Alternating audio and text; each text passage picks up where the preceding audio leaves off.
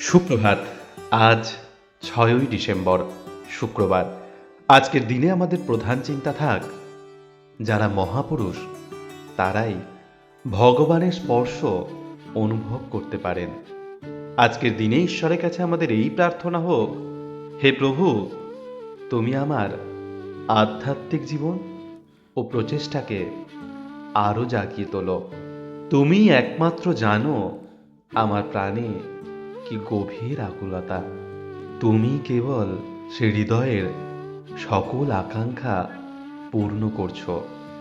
তুমি জানো আমার আত্মোন্নতির পথে কোনটা বিশেষ প্রয়োজন।